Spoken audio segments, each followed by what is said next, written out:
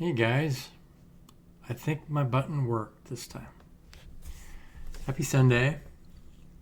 I just got back from breakfast with my brother. Just talking about stuff. He works as an electrician. I worked as an electrician for years.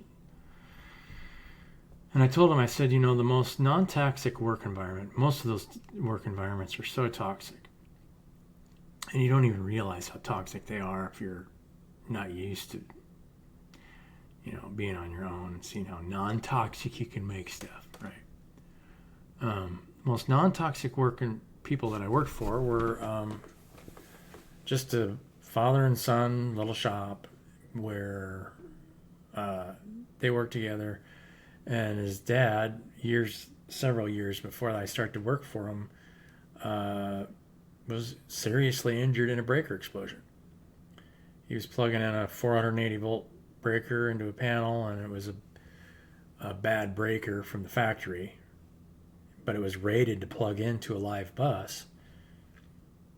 How do you know, right? I mean, you would have had to test the breaker, and sometimes they'll test fine, but if you meg them to a specific voltage, then they'll show up as bad. But most people don't meg breakers before you plug them in. I don't think they did. And blew up on them. And a 480 volt panel, a lot of times the arc interrupting current is pretty high, 30 to 60,000 amps, sometimes 100,000 amps. 100,000 amps at 480 volts coming at you isn't anything pretty.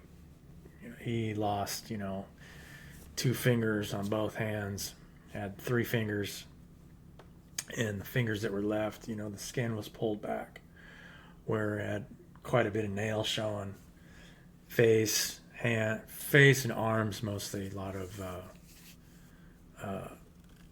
skin grafts, and had to put lotion on every day because skin would dry out. Super nice guy, right? You're never going to meet somebody that's nicer. Somebody has to go through that. That's a pretty humbling experience. And it makes you think about, okay, what are we doing here? Why are we at work? I was talking to, my brother's working a 60-hour week job. And they were talking about lockout, tag out. Lockout, for any of you guys who are not aware, lotto, we call it lotto. Lockout, tag out is a means of locking out an electrical device or even a mechanical device, any kind of device that holds any kind of energy. Could be, pressure, could be anything. To isolate energy to make sure that you're not getting into something that's holding energy that could harm you, right? All those procedures and the way that they institute them, and the only reason that they do that, and the only reason that they create the employer-employee relationship the way they do, is that they're not liable, so they can work you and treat you as poorly as they can. They'll claim that they give you training and all that stuff, but the reality is that they really loved you, you wouldn't be working 60 hours a week. They wouldn't be forcing you to work 60 hours a week and pay you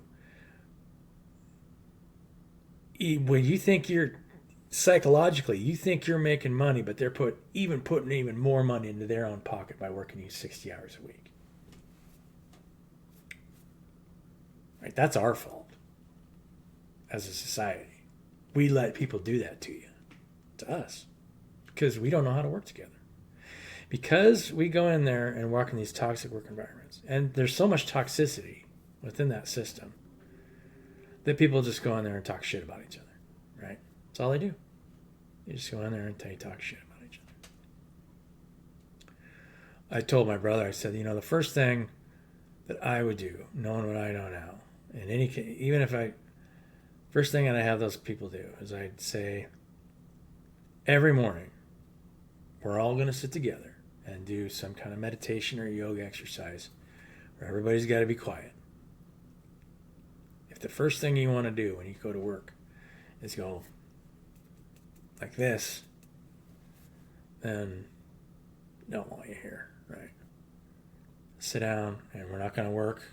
We're not going to work 60 hours a week. We're going to man this job accordingly, and if we can't get enough people and treat them right and make sure that we're spreading the wealth correctly, I don't want to have anything to do with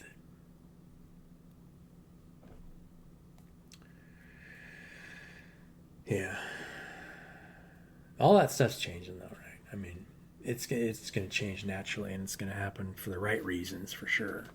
Because why do I want to put myself through that? Should I be forced to put me?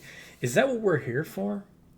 Right? I mean, the reason that we created technology in the first place was to make life easier for us.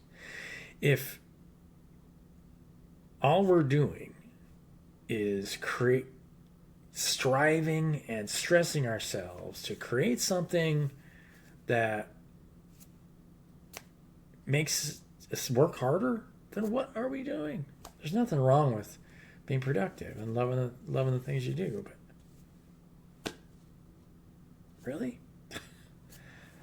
I don't know who's watching this video or who needs to hear this, but take care of yourself. You'll always be supported. Just do the things for yourself that you need to do for yourself and create for yourself. Write a book. Love the people around you. And as long as you love the people around you and accept them, regardless of whatever they're going through, just be there for them when they need you. Sometimes you got to set some boundaries, right? Make sure that you're not just easily available at any time of the day. None of us should be required to be available for any time of the day. But, set boundaries and say, look, you can get a hold of me at this time. And my needs are just as important as yours. So if you really need to get a hold of me, then I'm sure you'll take care of me. Right? So, just some thoughts for the day. My brother was in track yesterday, and we were talking about, how much, and I was thinking about this morning, how much as a society we put emphasis on athletic ability, right? Does that define a person, how athletic they are?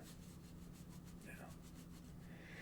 And so, we have idolized people for their athletic prowess and not never really given any thought of what that does to a person internally. My son, he's in a big school. Probably the slowest kid at hurdles. I told him yesterday, I said, hurdles is one of those things that I think you've got to have to master sprinting before you can master hurdles. Because you really got to get your forward motion down and then figure out how to elevate and stay limber enough to, get your legs up. It's all about being limber, right? Even sprinting is about being limber. But in the end, it doesn't fucking matter. Right? The whole reason that we even go to those events is so we can spend time together and honor the kids. But how many people show up for, Special Olympics? I mean, I've actually never been to a Special Olympic event. I don't even know when they're out. You have to really look into them, make sure that you know when they're at. And those kids are just as precious as pie, right? They're the most wonderful kids in the world because they just want to participate. And it's not about being the best. Because if you try and make it about being the best, then what are we doing? Yeah. Pretty simple. I'm just going to get one. Let's read one chapter. It's Sunday. Let's see what... I'm going to just pick a random spot out of the Bible and read. Nehemiah. First page of the book of Nehemiah. Keys to Nehemiah. Oh, this is like an entry part of the book. I don't think this is outline of Nehemiah. Restoration of the people. 8. The construction of the walls is followed by consecration and consolidation of the people. Ezra, the priest, is the leader of the spiritual revival. Oh, this is just talking about it. So we got chapter 1.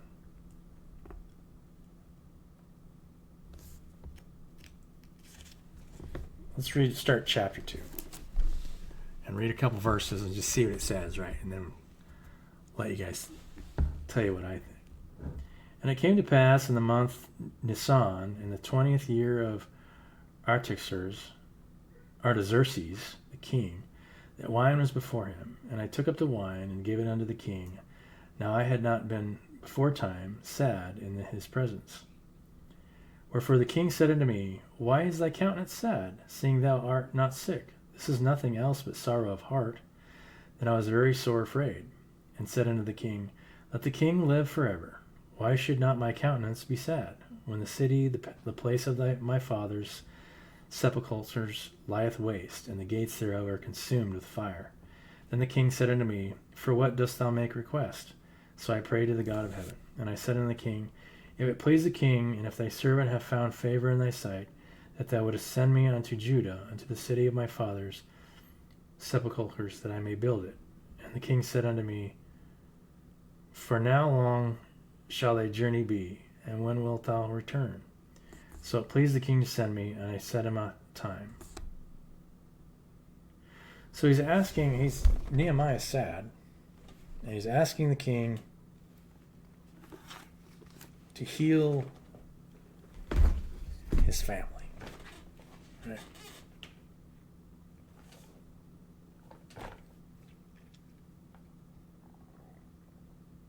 Who's your family? Who would you heal if you could make that request? And why can't you make that request?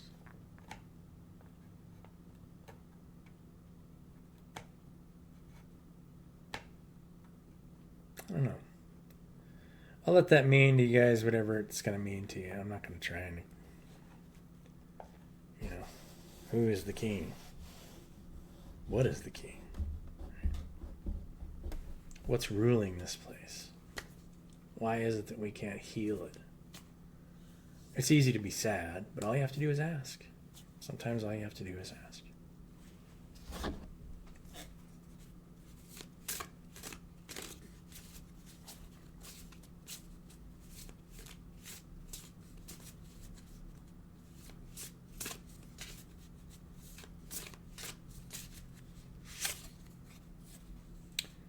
Celestial Teacher. Yeah, I got the Celestial Teacher card.